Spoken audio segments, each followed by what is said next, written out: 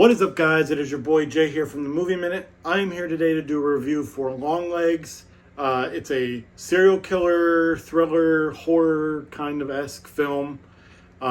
Surprisingly, A24 did not make this film. Neon did, which is a studio I've heard of, but I don't really know any other movies off of the top of my head for them.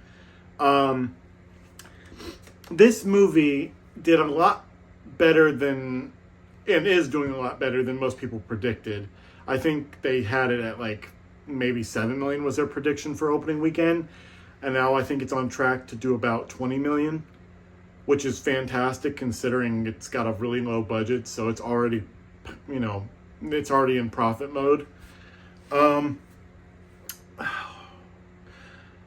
So it's very well shot.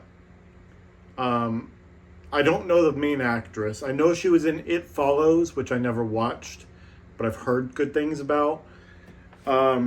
Basically, she's an FBI agent, and they're on the lookout or trying to find a serial killer who's been killing all of these people.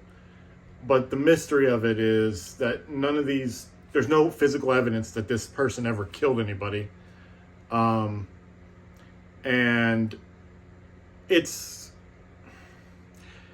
I didn't fully appreciate, I can't say a lot, because that would kind of ruin the mystery of it, and I feel like I've already said too much for the most part. But when I got out of the movie, I was intrigued and fascinated by it, but I didn't agree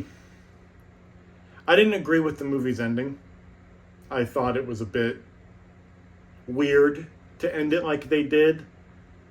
But I have been home now for about 2 hours since it got over. And when I tell you I haven't stopped thinking about that movie, not only in its unsettling nature, just the weird way they did things, and I kept thinking about that ending.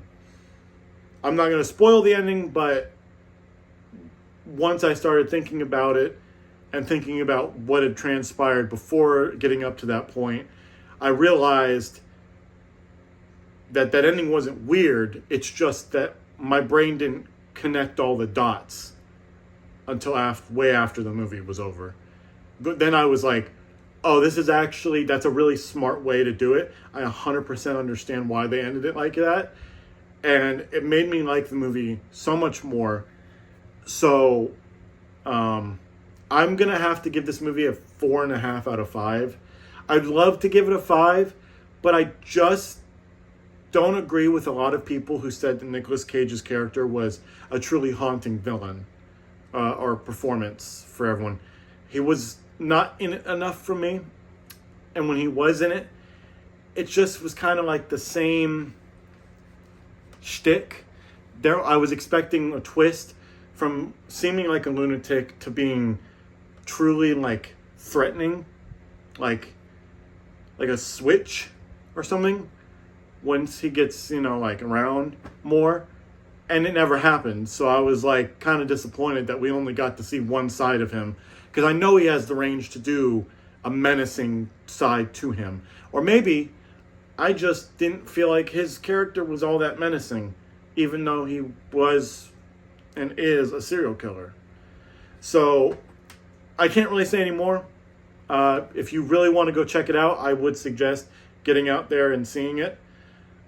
If you feel like, from what I've said, you don't feel like you need to go out to the theaters while it's in theaters, that's also very understandable.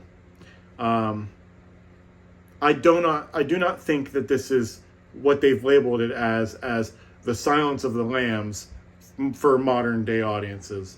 I think that's completely bullshit. I think the Silence of the Lambs is its own thing, and they did not come anywhere close to that. But I enjoyed what I watched. I will never watch it again. But let me know what you guys thought down below if you went and saw it in theaters, and let me know. Am I wrong? Did you think Nicolas Cage's performance was fantastic, or were you also underwhelmed? Until next time, guys, peace.